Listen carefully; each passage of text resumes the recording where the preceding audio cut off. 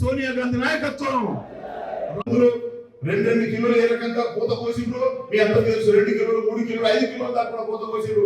కానీ ఈ రోజు ఆ పరిస్థితి లేకుండా రేవంత్ రెడ్డి గారి ప్రభుత్వం మా రైతులకు భరోసా కల్పించడం, ఏవైతే 500 రూపాయలు అదనంగా బోనస్ ఇచ్చే కార్యక్రమాన్ని తీసుకోవడం జరిగిందో అది కూడా మరి సరైనటువంటి ప్రాసెస్ కంప్లీట్ చేసుకున్న వాళ్ళందరికీ కూడా కొన్ని ప్రాంతాల్లో సోదరుడు లింగారెడ్డి గారు చెప్తున్న మా మాంగవాడలో రావడం లేదని, మరి ఎక్కడన్నా రావడం లేదంటే ఏదన్నా సాంకేతిక పరమైనటువంటి ఇబ్బందులు ఉండొచ్చు. 2 రోజులకి 500 రూపాయలు కూడా పడుతున్న విషయాన్ని ఈ సందర్భంగా మీ అందరితో మనం చేస్తా ఉన్నాము.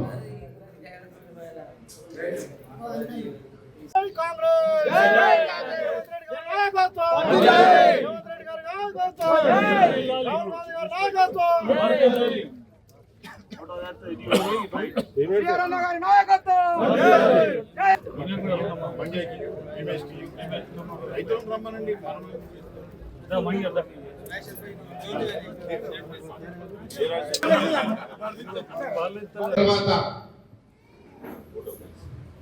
ఈ ఏడాది కాలంలో కాంగ్రెస్ పార్టీ చేసినటువంటి అభివృద్ధి పనులు, రైతులకు చేసినటువంటి పథకాలు, వీటన్నిటి మీద కూడా గ్రామాన వెళ్ళి ఒక సంవత్సర పాలనను విజయోత్సవ సంబరాలు చేయలేనటువంటి ఇచ్చినటువంటి పిలుపు గౌరవ ముఖ్యమంత్రి రేవంత్ రెడ్డి గారు, అట్లాగే పిసిసి అధ్యక్షుడు మహేష్ కుమార్ రెడ్డి గారి ఆదేశాల మేరకు మహేష్ కుమార్ గౌడ్ అన్న గారికి అందరు ఇంటర్వ్యూలు అడ్డపోతుందన్న మహేష్ కుమార్ గౌడ్ అన్న ఆదేశాల మేరకు ఇవాళ నేను ఇక్కడికి రావడం జరిగింది. వాస్తవానికి మనం పేరుకే సంవత్సర కాలం, కానీ 4 నెలలు పార్లమెంట్ ఎన్నికలు పోయినాయి.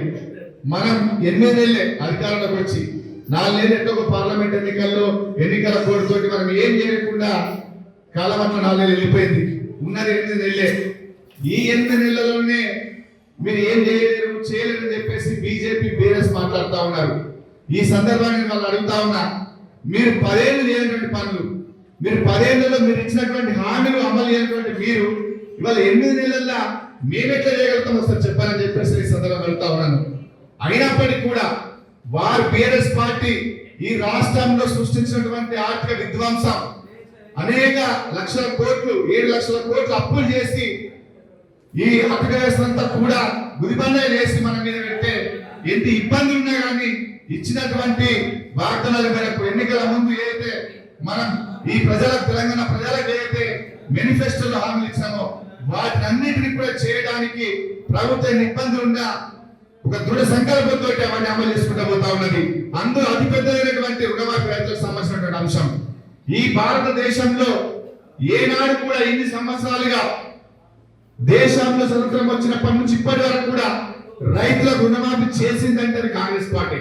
గతంలో రాజశేఖర రెడ్డి గారు ఇక్కడ ముఖ్యమంత్రి ఉన్నప్పుడు, కేంద్రంలో మన్మోహన్ సింగ్ గారు ఉన్నప్పుడు దేశవ్యాప్తంగా ఏకకాలంలో 73,000 కోట్లు ఇవాళ కాంగ్రెస్ పార్టీ ఆనాడు మాఫీ చేస్తే, మళ్ళీ ఈనాడు వాస్తవానికి 31,000 కోట్ల రైతులకు రుణమాఫీ చేయాలి.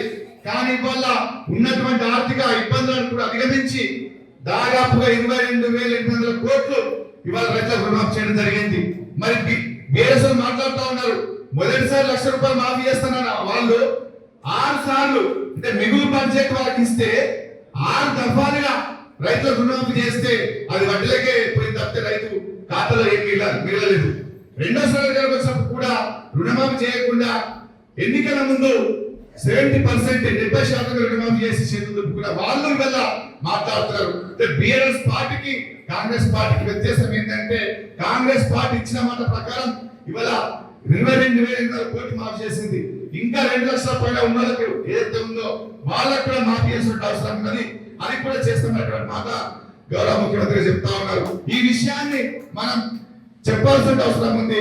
ఎందుకంటే గ్రామాల కాంగ్రెస్ పార్టీ 2,000 కోట్లు చేసింది, ఇంకా చేయాల్సినటువంటి అవసరం ఉన్నది, చేస్తుంది అనేటువంటి మాట చెప్పాలి.